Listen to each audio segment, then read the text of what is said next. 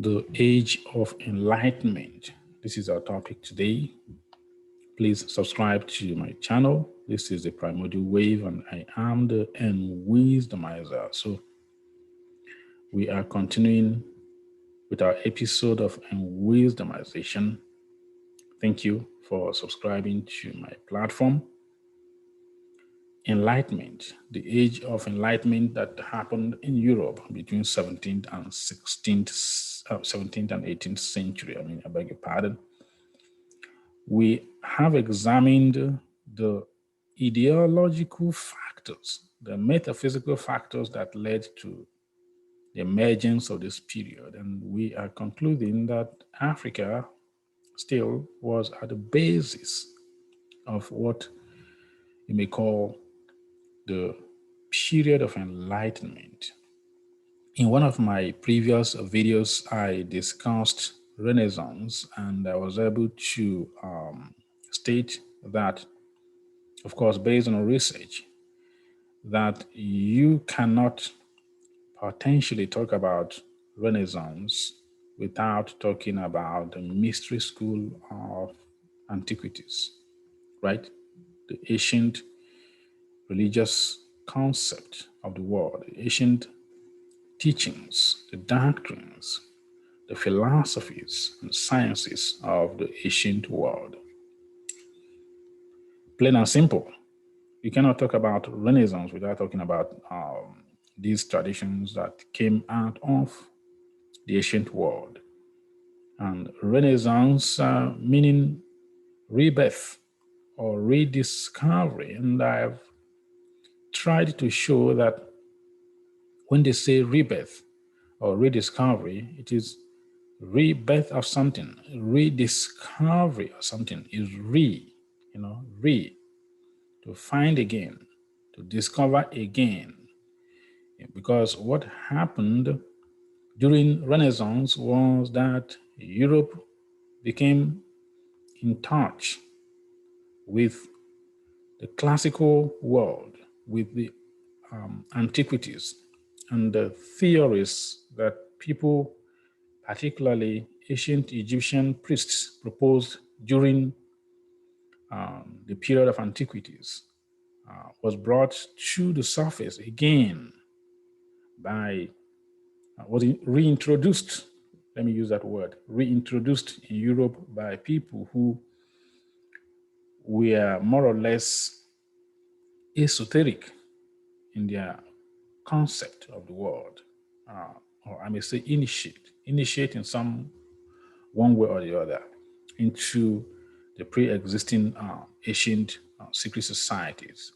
Because what happened was that when Alexander the Great invaded Egypt, we see that that invasion was one of the determining factors in bringing ancient Egyptian civilization to a final halt. We know that after the Greek people invaded, we know that the Romans as well invaded, and from the Romans we see the French, the Germans, the British, and even in this modern time, we see that Europeans, scholars, and Egyptologists and intellectuals continue to raid the Egyptian knowledge and plagiarize them and continue to steal information out of Egypt back to Europe. And some of these artifacts and papyrus they are discovering, and tablets and knowledge, they continue to hide from people. If you go, for example, to British Museum or to the American Museum, it's only a very small fraction of the archaeological findings that they display for a public view. There are ones that you will never have access to. Those ones are hidden away, maybe in the underground libraries and other secret places. You will never have access to those ones. So going back to the factors that led to the formation of the age of Renaissance, we see that when the Greeks brought their Hellenic influence into Africa through Alexander the Great, we see that Egyptian civilization seemed to, from in the late antiquities, to be finally brought to the end. We see the burning of the library of Alexandria, carrying hundreds and thousands of millions of information and knowledge stemming from antiquity. So this very action, and I'm one of those who don't believe that the burning of this library was by accident. No, it was not by accident. I think it was intentionally induced, because from that moment we see that Egypt was brought to certain eventual end. The last remnant of the Egyptian priests was literally destroyed and Hellenized. The few remaining priests were corrupted, and they aligned themselves with the Hellenic influences, and the knowledge, quote unquote, was lost. But in essence, the burning of the Library of Alexandria was not the end, because before this burning happened,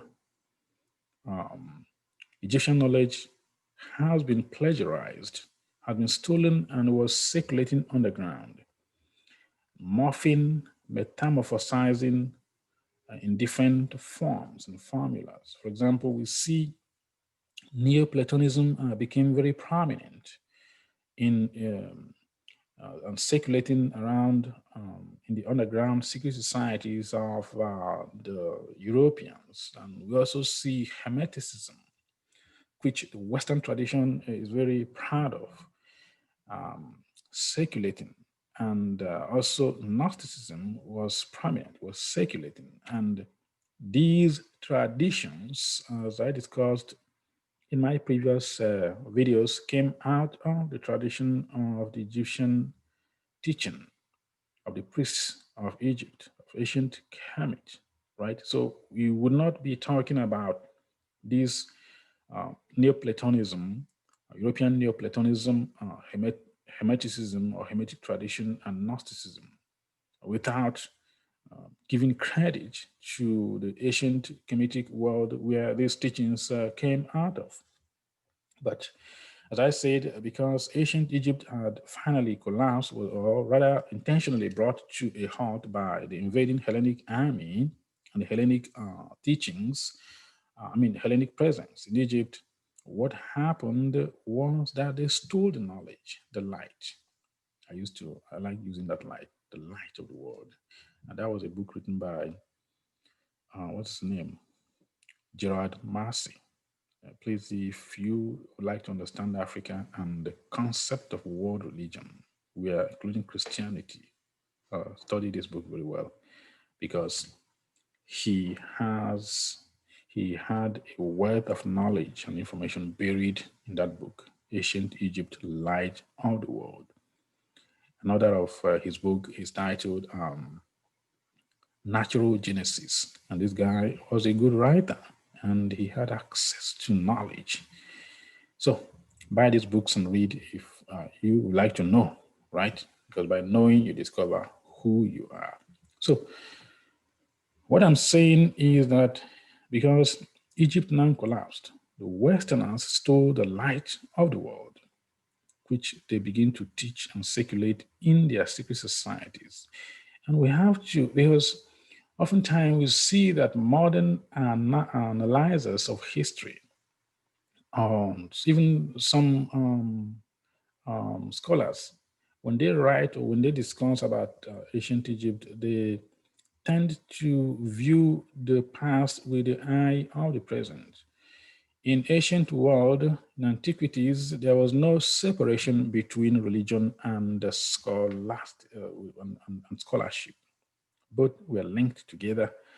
Religion is embedded deeply in every facet of scientific studies, of philosophical analysis, and of astrological or astronomical studies. They are highly embedded with religion, in religion. Therefore, means that the temples were more or less like the universities. There was no separation between the universities and in ancient time, for example, during the time of the Egyptian reign, right? A priest will spend so many years studying in the temple, not just doing religious thing, but also really studying science. So when the Europeans plagiarized these forms of knowledge coming out of Egypt, they begin to have that Egyptian Kemetic traditions of teaching certain knowledge in the esoteric circle, right, within their enclave. So they monopolized this knowledge, they stole out of Egypt and begin to circulate it. And it was this knowledge that led to the formulation of the principles that led to Renaissance, plain and simple, right? So without Egypt, without ancient Egyptian knowledge or teaching, you cannot talk about European Renaissance, because you cannot talk about European Renaissance without talking about the rediscovery of classical antiquity. Although when many European scholars and educators talk about rediscovery of classical antiquities during the Renaissance, they refer only to Greece, right? They refer only to Greece, but we should go beyond Greece because we know that Greece intellectual activities wouldn't have been possible if not because of Egypt. And again, in one of my previous videos, I did mention that um, even the Greece classicists, those who wrote like literatures, classical literatures in those days, made it very clear that it was Egyptians who not just established cities in Greece, but also brought civilization, knowledge, religion, the idea of God to them, right?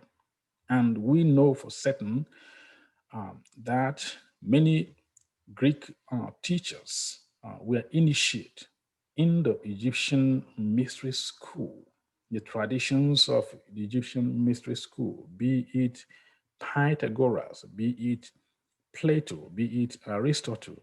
And these people were giants when it comes to Western intellectual tradition. They were respected uh, personages in the Western academic circle. But we cannot talk about Plato without talking of Egypt, right? Even the teachings, for example, of Democritus, who begin to talk about atoms, these things were the teachings of ancient Egyptian priests, right? They were the teachings of ancient Egyptian priests. And it was this principle, it was this foundational knowledge that they rediscovered during the period of Renaissance, because Renaissance to give birth again, to rebirth, rediscovery. And what they discovered, if I may put it in one word, is ancient Egypt, plain and simple. So in the same vein, we are talking about the age of enlightenment. Even if you consider this terminology, enlightenment, it has a religious connotation to it. Up to this modern time, we see that certain gurus or certain initiates in secret society, we talk about the attained enlightenment and awareness of the universe in new information, in new collection of knowledge they possess, and which they believe that those who live in the mundane reality don't have access to. So the very idea of enlightenment have or has a religious connotation to it. It has an esoteric, let me not say religious, esoteric connotation to it. Why? Because Enlightenment thinkers, and this is where we've done our work very well, we've done our due diligence, we've done the research. Most of the Enlightenment thinkers, most of them are initiates in the mystery school. And this is what we never studied in school, because most of these textbooks we read in schools are not really telling people the truth, right? Many of these we think are scientific discoverers. We are actually discovering the mystery school, the esoteric, the occult. That was what they were obsessed with. And they, because if you read many texts, many books, you're going to hear things like Prisca Sapientia. It was the rediscovery of what a term to be Prisca Sapientia. What does that mean? Again, ancient knowledge, Prisca Sapientia. During Enlightenment, they rediscovered ancient knowledge of who? Of who? And how did they discover it? They discovered it, as I said, because they started to formulate secret societies and were circulating underground, the ancient Egyptian mystery teachings, mystery system. I don't like even calling it mystery system because it was the Westerners who called it mystery. Because when they came to Egypt, for them it was mystery, it was black magic, but it was pure science. It was advanced metaphysical, scientific, philosophical, transcendental knowledge that they possessed. But for them, it was a mystery. It's not a mystery, but I'm just using the same language that every other person used. But we know these were not mystery in any way. So it was the mysteries of ancient Egypt which was plagiarized and circulating in the underground in different secret societies. They were teaching Hermeticism, they were teaching Gnosticism, they were teaching Neoplatonism, that they became reoriented to the concept of enlightenment. Because in ancient Egypt, you see that the priests were the enlightened ones. They were the awakened. Another word for enlightenment is awakened ones. Why is this important? This is important because even to this modern time, people who were initiated in the secret societies see themselves as the awakened ones, and they see people in the mundane society as the ignorance, as very ignorant, right? So they possess certain knowledge, certain gem of knowledge that other people did not have access to. And that was so in those days, and it continues to be so in this modern time, because people who are in the shadow, take for example Rosicrucianism, and Rosicrucians were very, very central to introducing the period of enlightenment. Very, very crucial. This secret society, in fact, was at the foundational base of introducing the age of enlightenment, because what they were bringing, in essence, is not something out of nothing, right? They were recreating the mysteries of the previous knowledge from antiquity. So for them, it was a moment of awakening, inner light. They gained the inner light, and they believe that they are the keepers of the light. In fact, that is the same language that most of them use in these secret organizations. The keepers of the light. And what is light? Is knowledge. Knowledge is power, and anyone who has the knowledge that other people do not have access to can easily utilize such to control the rest. So take for example Francois Aroa. I don't speak French, so I don't know if I'm saying this word right. Francois Aroa, popularly known as Voltaire.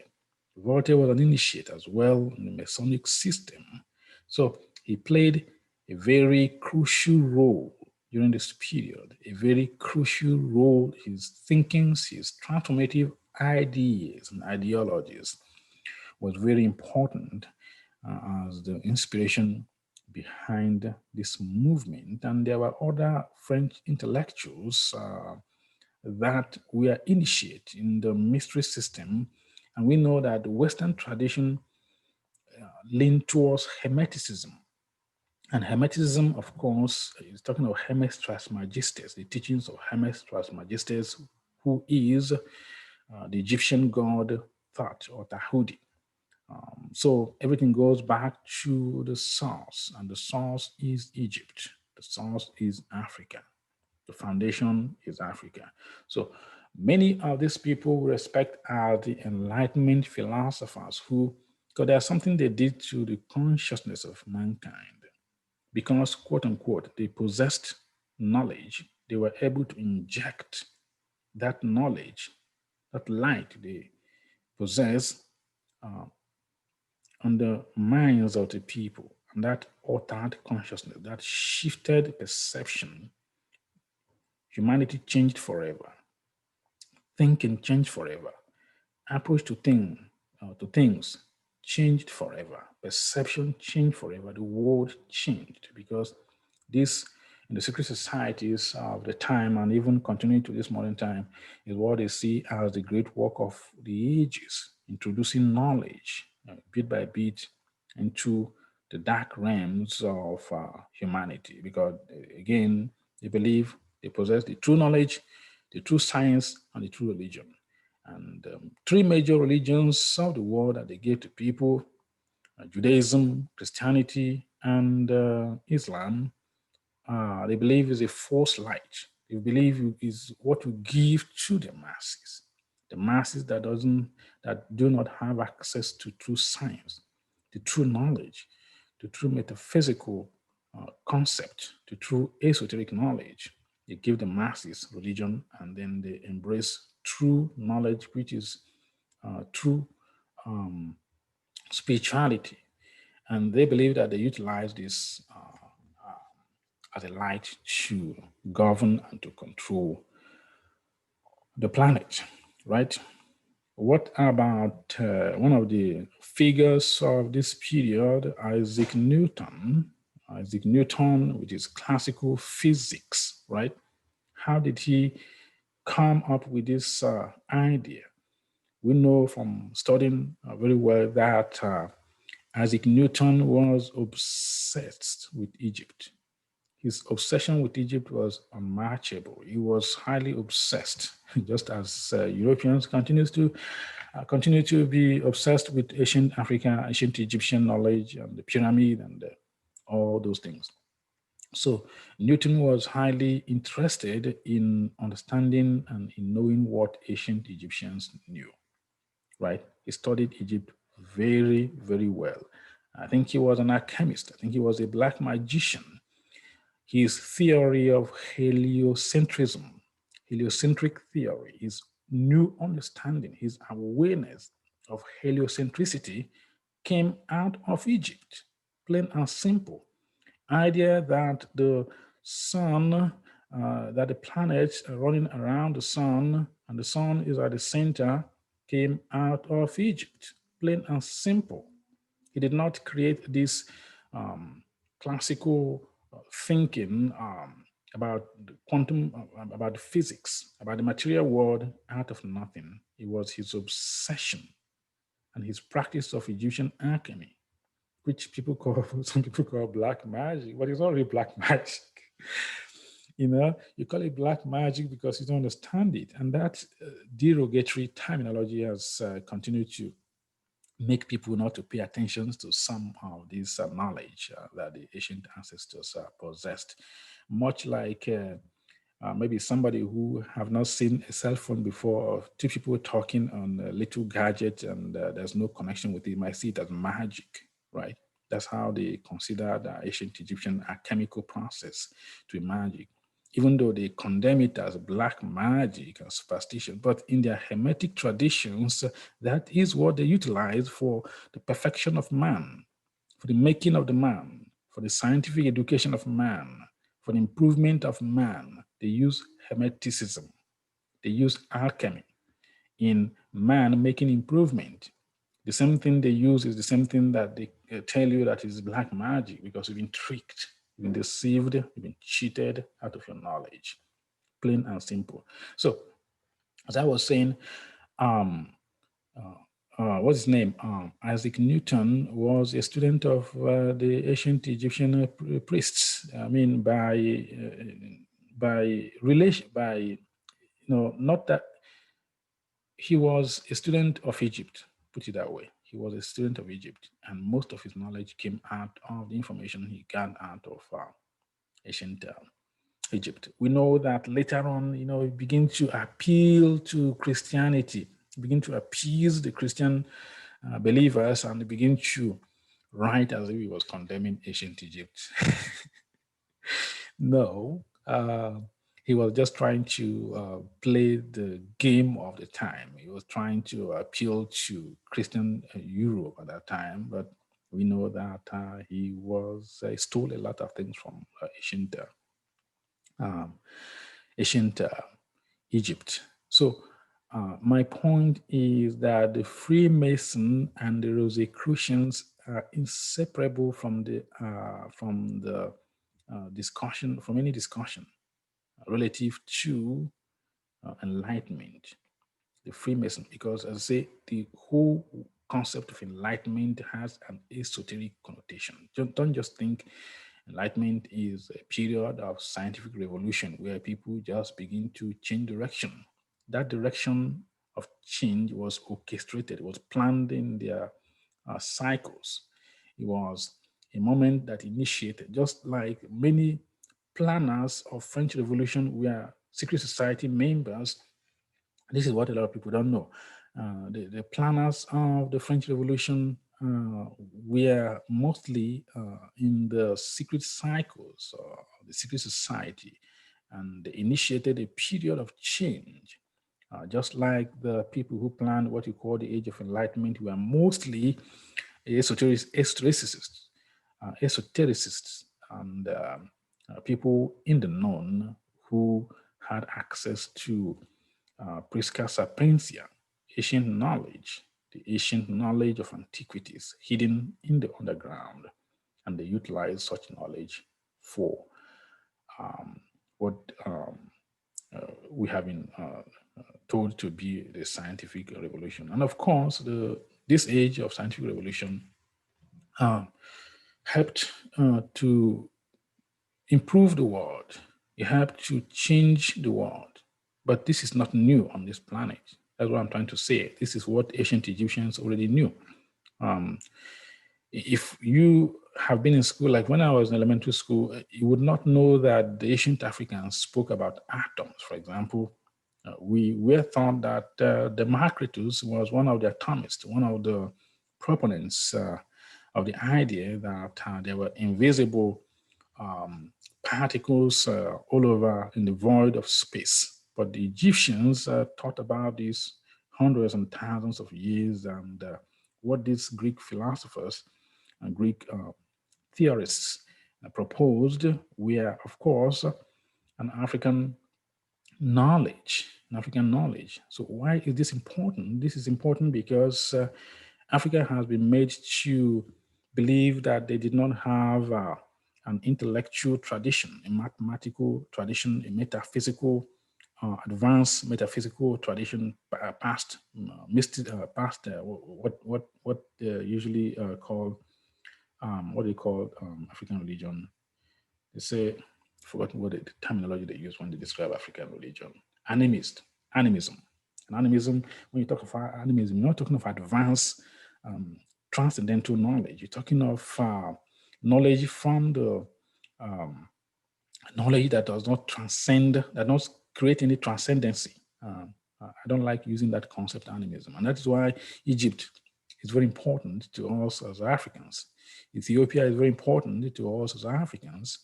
And Mali is very important to us as Africans because when we study what the ancient Malians did, we know that these people were some of the greatest astronomers on this planet. They were able to describe exactly the space bodies and describe things that modern astronomy is just beginning to find out using the most sophisticated equipment. you can think about. So we have to find out what made these ancient people from Mali, West Africa, be able to have this access to this high level knowledge. The Dogons, the Dogons of West African Mali, the astronomical observation is accurate. The astronomical studies and knowledge is incredible. And you don't study some of these things in African schools. And I'm wondering, these people who call themselves PhD holders in Africa, what are they doing?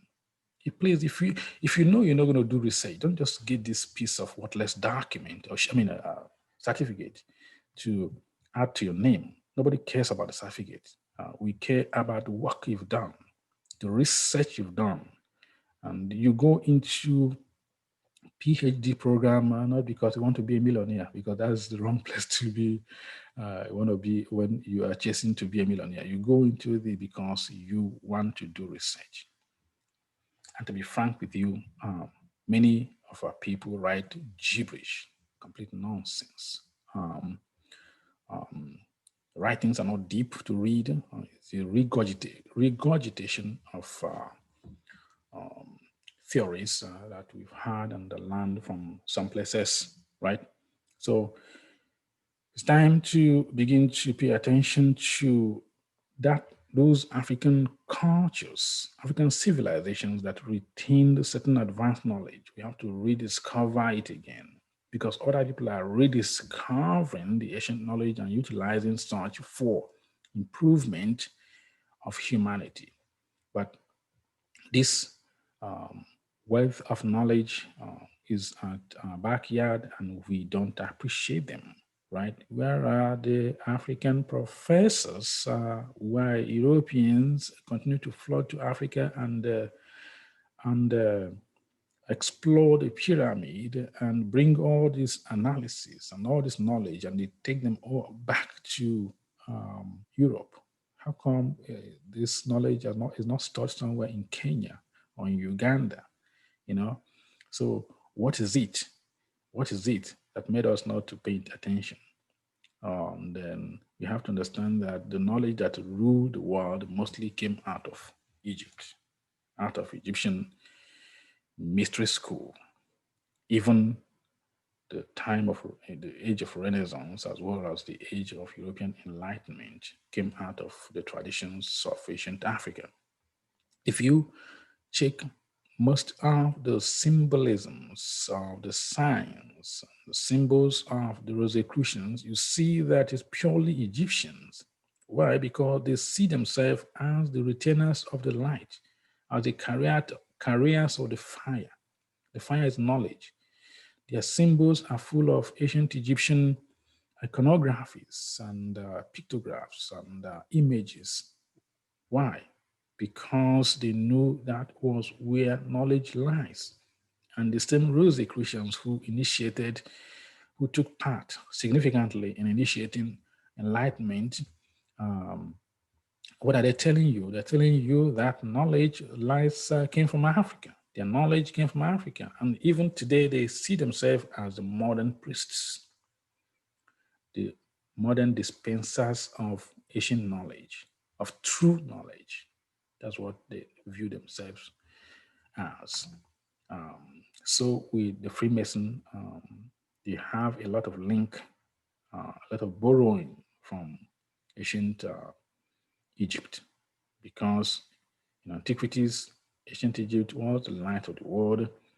And these people today in the modern time believe that they are the light of the world because they stole the fire from ancient Egypt. So this is very important for us to talk about, because as many people are unaware that the forces that drive the world forward often comes out of esoteric tradition, plain and simple. Most of these greatest renowned scientists in history, of people who discover things, who propose theories, be it the grandfather of Charles Darwin, Erasmus Darwin, be it Charles Darwin, Some of these people belong to the lunar society, the lunar secret society. And as I said, they are teaching mysteries in this secret society, knowledge hidden from ancient, from antiquities, right? Even in somebody, some philosopher, British, I think he's a British guy, Bertrand Russell. Bertrand Russell belonged to the lunar society. So how come some of these proponents, some of these intellectuals who initiated something new were all members of this secret organization? Why? Because many scientific and intellectual traditions and teachings, as a matter of fact, came out of either the Hermetic tradition or the Neoplatonic tradition, coming out of Greece. But then we go back further in time, we see that they came out of ancient Africa. So if you want to read more about the influence of the secret society on the age of enlightenment, Francis Yates is one of the good writer of this period. And she tells you that what you call enlightenment is indeed the Rosicrucian enlightenment. Rosicrucianism is a mystery society that teaches information from the mystery school of ancient Egypt. She's also wrote a book called Giordano Bruno and the Hermetic Tradition. Read this book, it's very important, it's very good. She also wrote a book titled The Occult Philosophy of the Elizabethan Era. You know, the occult tradition of the Elizabethan era. You see, these periods in European history was dominated by a certain occult teaching. And it was this occult teaching, what they call it light, that actually induced people to begin to think differently. Just as in modern time, people, Freemasons and other secret societies begin to continuously shifting mankind forward to the direction they want to take them by initiating certain studies. For example, take the critical social theory, which a lot of people study in school, is coming out of German, out of a German school. And this was purely initiated by, again, people in the know, people in the secret society. And through that critical social perspective, the critical social theory, the academic world has changed, and from the academic institutions, which they see as the seat where they dispense certain knowledge, that they begin to control how people think, the intellectual activities, what you believe in, what you believe in, because when your mind is shaped by education, they understand this very well, and these people are very deep. They're all over the place. They understand that once you shape school system will dispense the knowledge all across the planet, and people's orientation and mental programming begin to change. And in a few years' time, what you believe about yourself and the concept of the world will change as well. I think we are going to stop here. Thank you for subscribing to my channel.